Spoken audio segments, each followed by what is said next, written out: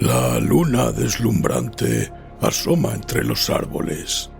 La oscuridad de la noche lo inunda todo y una tenue niebla comienza a aparecer. Adéntrate en el bosque, busca el árbol viejo, siéntate a su lado. Ponte cómodo, cierra los ojos y escucha la historia que traen hasta ti las criaturas de la noche. Bienvenidos. Estos son los cuentos del bosque oscuro.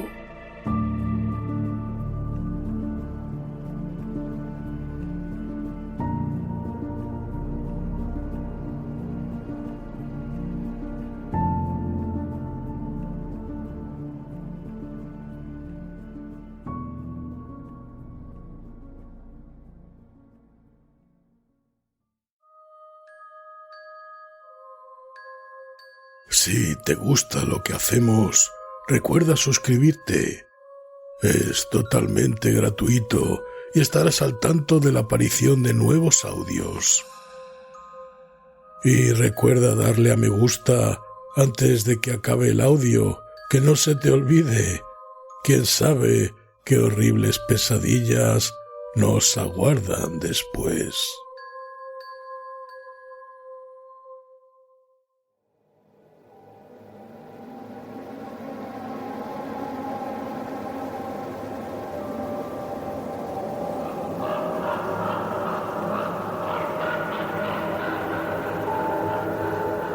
El color surgido del espacio,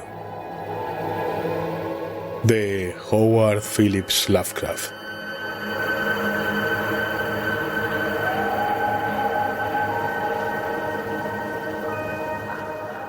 El invierno se presentó muy pronto y fue muy frío.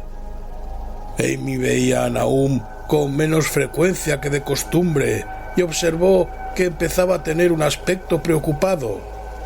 También el resto de la familia había asumido un aire taciturno y fueron espaciando sus visitas a la iglesia y su asistencia a los diversos acontecimientos sociales de la comarca. No pudo encontrarse ningún motivo para aquella reserva o melancolía, aunque todos los habitantes de la casa daban muestras de cuando en cuando de un empeoramiento en su estado de salud física y mental. Esto se hizo más evidente cuando el propio Nahum declaró que estaba preocupado por ciertas huellas de pasos que había visto en la nieve. Se trataba de las habituales huellas invernales de las ardillas rojas, de los conejos blancos y de los zorros, pero el caviloso granjero afirmó que encontraba algo raro en la naturaleza y disposición de aquellas huellas. No fue más explícito, pero parecía creer que no era característica de la anatomía y las costumbres de ardillas y conejos y zorros. Amy no hizo mucho caso de todo aquello hasta una noche que pasó por delante de la casa de Nahum en su trineo, en su camino de regreso de Clark's Corners. En el cielo brillaba la luna y un conejo cruzó corriendo el camino, y los saltos de aquel conejo eran más largos de lo que les hubiera gustado a Amy y a su caballo. Este último en realidad se hubiera desbocado si su dueño no hubiera empuñado las riendas con mano firme. A partir de entonces, Amy mostró un mayor respeto por las historias que contaba Nahum, y se preguntó por qué los perros de los Gardner parecían estar tan asustados y temblorosos cada mañana. Incluso habían perdido el ánimo para ladrar. En el mes de febrero, los chicos de MacGregor de Meadow Hill salieron a cazar marmotas y no lejos de las tierras de Gardner capturaron un ejemplar muy especial. Las proporciones de su cuerpo parecían ligeramente alteradas de un modo muy raro, imposible de describir, en tanto que su rostro tenía una expresión que hasta entonces nadie había visto en el rostro de una marmota. Los chicos quedaron francamente asustados y tiraron inmediatamente el animal, de modo que por la comarca solo circuló la grotesca historia que los mismos chicos contaron. Pero esto, unido a la historia del conejo que asustaba a los caballos en las inmediaciones de la casa de Nahum, dio pie a que empezara a tomar cuerpo una leyenda susurrada en voz baja. La gente aseguraba que la nieve se había fundido mucho más rápidamente en los alrededores de la casa de Nahum que en otras partes, y a principios de marzo se produjo una agitada discusión en la tienda de Potter de Clark's Corner. Stephen Rice había pasado por las tierras de Gardner a primera hora de la mañana y se había dado cuenta de que la hierba fétida empezaba a crecer en todo el fangoso suelo. Hasta entonces no se había visto hierba fétida de aquel tamaño y su color era tan raro que no podía ser descrito con palabras. Sus formas eran monstruosas y el caballo había relinchado lastimeramente ante la presencia de un hedor que hirió también desagradablemente el olfato de Stephen.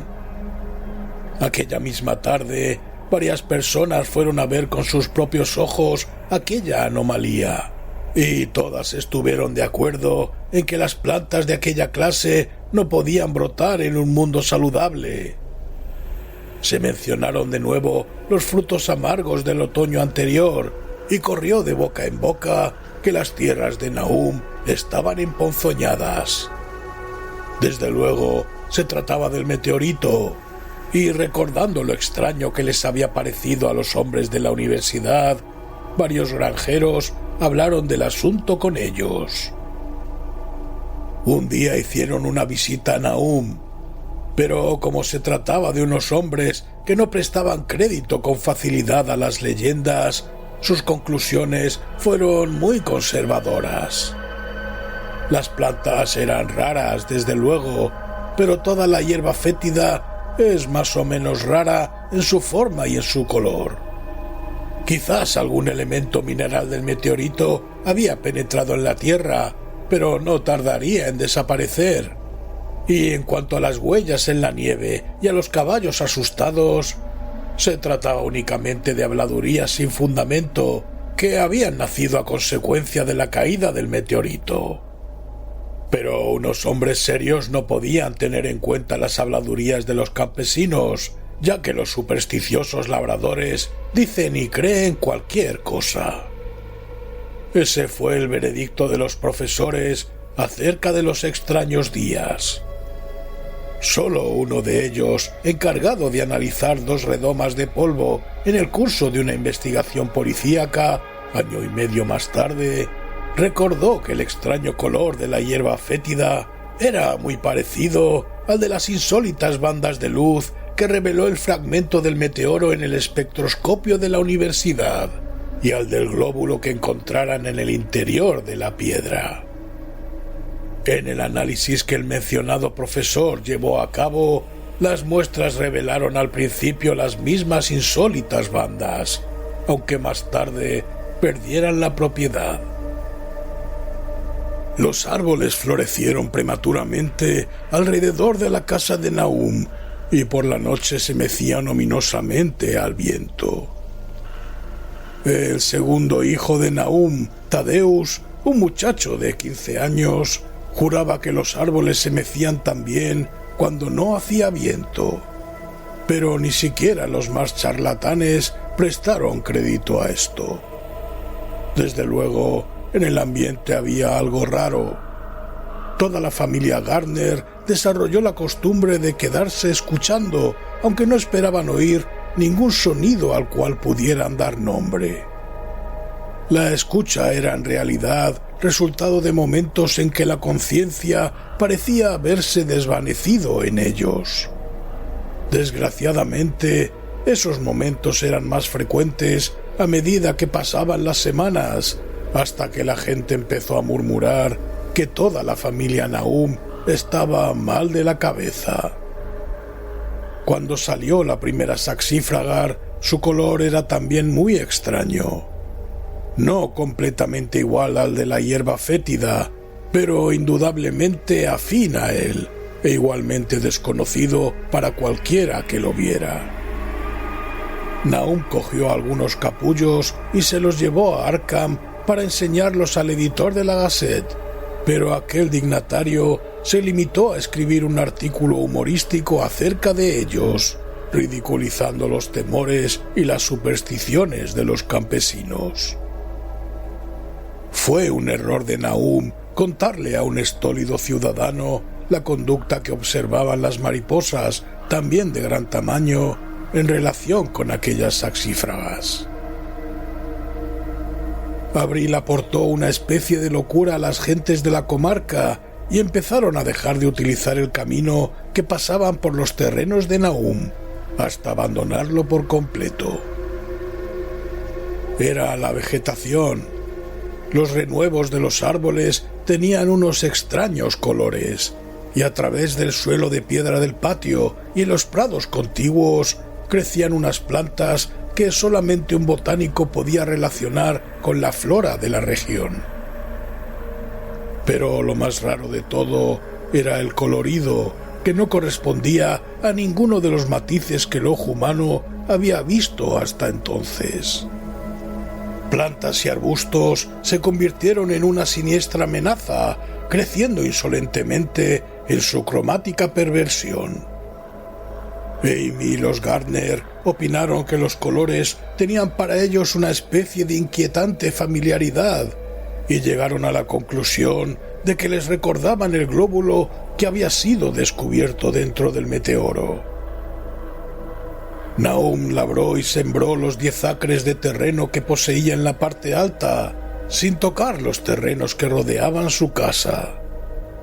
Sabía que sería trabajo perdido y tenía la esperanza de que aquellas extrañas hierbas que estaban creciendo arrancarían toda la ponzoña del suelo.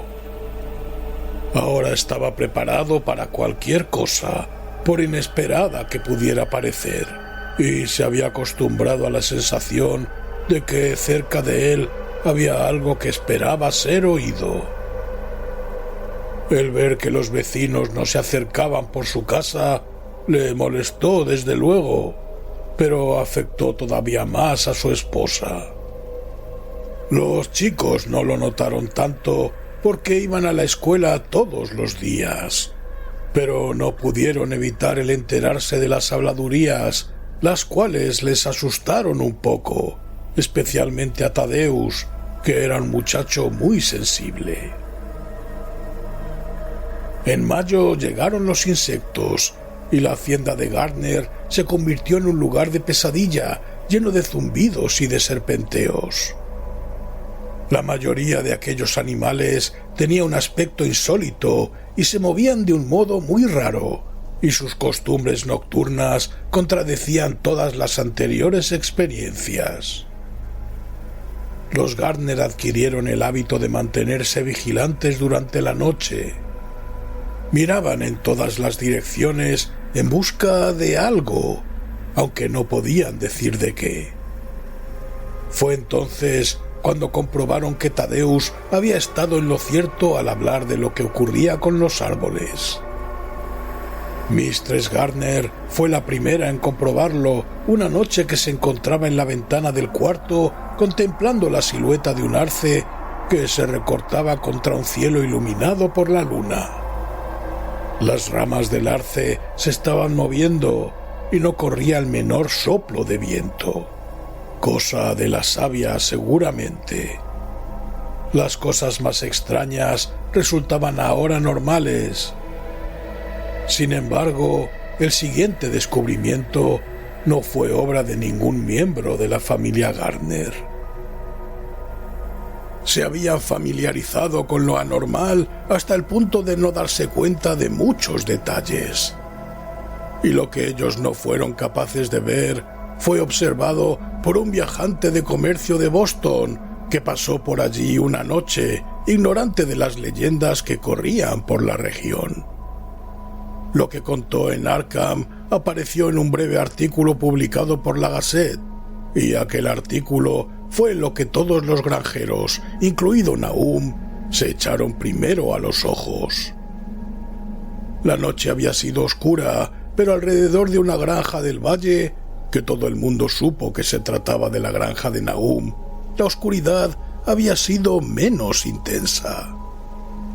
Una leve, aunque visible, fosforescencia parecía surgir de toda la vegetación, y en un momento determinado, un trozo de aquella fosforescencia se deslizó furtivamente por el patio que había cerca del granero. Los pastos no parecían haber sufrido los efectos de aquella insólita situación, y las vacas pacían libremente cerca de la casa, pero hacia finales de mayo la leche empezó a ser mala. Entonces Nahum llevó a las vacas a pacer a las tierras altas, y la leche volvió a ser buena. Poco después, el cambio en la hierba y en las hojas, que hasta entonces se habían mantenido normalmente verdes, pudo apreciarse a simple vista. Todas las hortalizas adquirieron un color grisáceo y un aspecto quebradizo. Amy era ahora la única persona que visitaba a los Gardner, y sus visitas fueron espaciándose más y más. Cuando cerraron la escuela, por ser época de vacaciones, los Gardner quedaron virtualmente aislados del mundo, y a veces encargaban a Amy que les hiciera sus compras en el pueblo. Continuaban desmejorando física y mentalmente, y nadie quedó sorprendido cuando circuló la noticia de que Mistress Gardner se había vuelto loca. Esto ocurrió en junio, alrededor del aniversario de la caída del meteoro, y la pobre mujer empezó a gritar que veía cosas en el aire, cosas que no podía describir. En su desvarío no pronunciaba ningún nombre propio, sino solamente verbos y pronombres. Las cosas se movían y cambiaban y revoloteaban, y los oídos reaccionaban a impulsos que no eran del todo sonidos. Nahum no la envió al manicomio del condado, sino que dejó que vagabundeara por la casa mientras fuera inofensiva para sí misma y para los demás. Cuando su estado empeoró, no hizo nada. Pero cuando los chicos empezaron a asustarse y Thaddeus casi se desmayó al ver la expresión del rostro de su madre al mirarle, Nahum decidió encerrarla en el ático. En julio, Mistress Gardner dejó de hablar y empezó a arrastrarse a 4 patas. Y antes de terminar el mes, Nahum se dio cuenta de que su esposa era ligeramente luminosa en la oscuridad, tal como ocurría con la vegetación de los alrededores de la casa. Esto sucedió un poco antes de que los caballos se dieran a la fuga. Algo les había despertado durante la noche y sus relinchos y su cocear habían sido algo terrible. A la mañana siguiente, cuando Nahum abrió la puerta del establo, los animales salieron disparados como alma que lleva el diablo. Nahum tardó una semana en localizar a los 4 y cuando los encontró se vio obligado a matarlos porque se habían vuelto locos y no había quien los manejara. Nahum le pidió prestado un caballo a Amy para acarrear el heno, pero el animal no quiso acercarse al granero. Respingó, se encabritó y relinchó, y al final tuvieron que dejarlo en el patio mientras los hombres arrastraban el carro hasta situarlo junto al granero. Entretanto, la vegetación iba tornándose gris y quebradiza.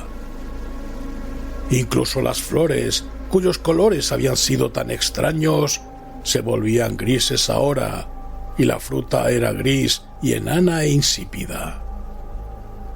Las jarillas y el trébol dorado dieron flores grises y deformes, y las rosas, las rascamoños y las malvarrosas del patio delantero tenían un aspecto tan horrendo que Cenas, el mayor de los hijos de Nahum, las cortó todas. Al mismo tiempo fueron muriéndose todos los insectos, incluso las abejas que habían abandonado sus colmenas. En septiembre toda la vegetación se había desmenuzado convirtiéndose en un polvillo grisáceo, y Nahum temió que los árboles murieran antes de que la ponzoña se hubiera desvanecido del suelo. Su esposa tenía ahora accesos de furia, durante los cuales profería unos gritos terribles, y Nahum y sus hijos vivían en un estado de perpetua tensión nerviosa. No se trataban ya con nadie, y cuando la escuela volvió a abrir sus puertas, los chicos no acudieron a ella.